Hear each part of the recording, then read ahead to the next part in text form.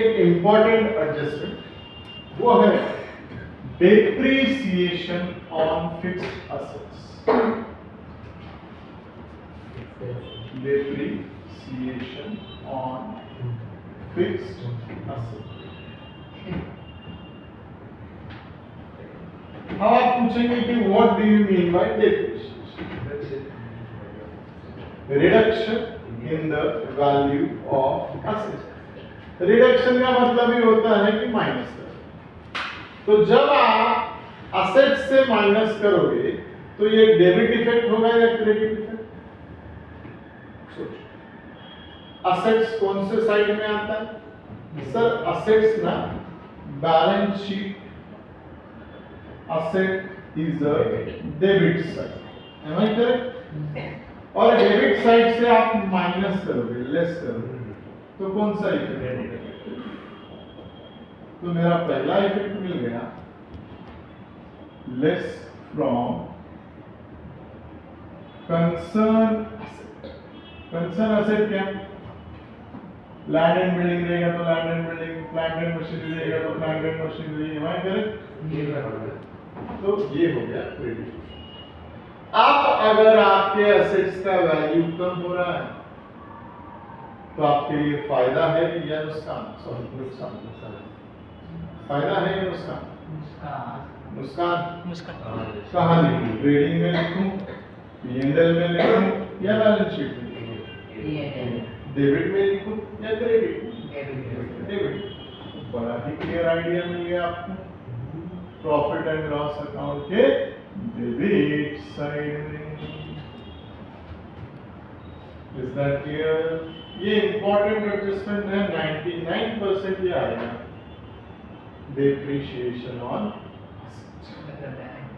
Depreciation का और एक नया नाम है।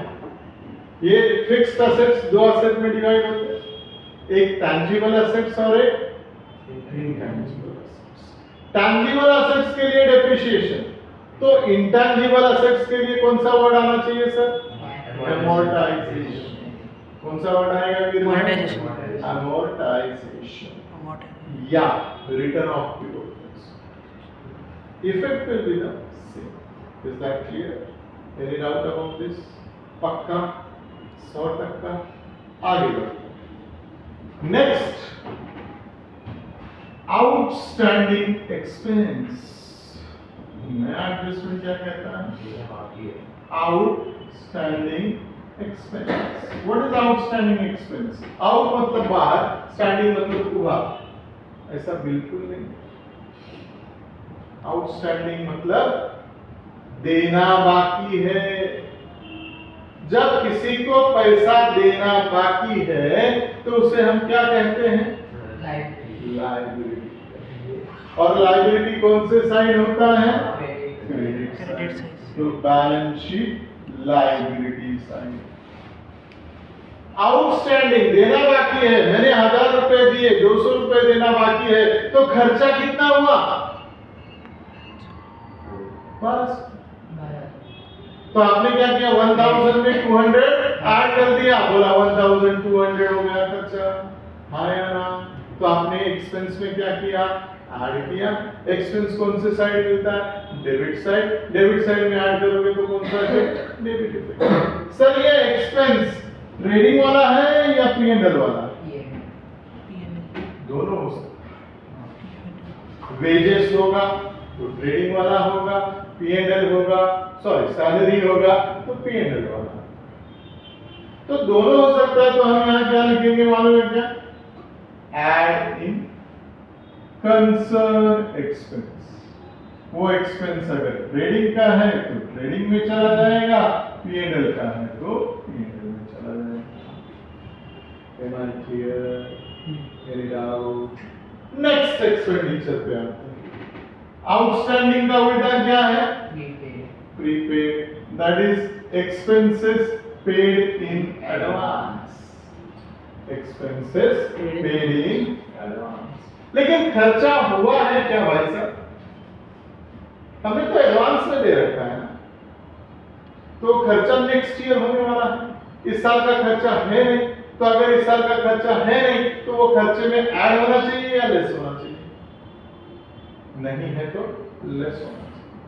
और अगर हम खर्चे से लेस करते हैं ना भाई साहब, तो वो डेबिट से लेस हो रहा है। कहां से लेस हो रहा है? डेबिट से। Less from concern expenditure. तो कहां से कम हुआ बेटा? डेबिट से। और डेबिट से अगर कम होता है तो कौन सा इफेक्ट? क्रेडिट। अच्छा, हमने किसी को पैसे, अपने पैसे दे रखे हैं, मतलब तुम्हारा डैश, सॉरी कैश, किसके पास? किसी और के पास। जब जब तुम्हारा कैश किसी और के पास होगा तो तुम्हारे लिए वो असेट होगा। क्या होगा? Is that clear? तो हम क्या करते हैं? बैलेंस शीट के असेट साइड में, बैलेंस शीट के बेटा लोग असेट साइड में लिखेंगे। Is that clear? Very doubt. फिर से देखना, outstanding expense add in concern expense balance sheet line में लिखेंगे। प्रीपेड एक्सपेंस इसका उल्टा, इसका उल्टा। Check the effect. Add in concern expense, less from concern expense. Balance sheet के लाइब्रेरी में, बैलेंस शीट में एसेट में उल्टा चल रहा है। कुछ क्यों? क्योंकि आउटस्टैंडिंग और prepaid word itself is a उल्टा। Is that clear everyone? कोई डाउट? पक्का? 100%?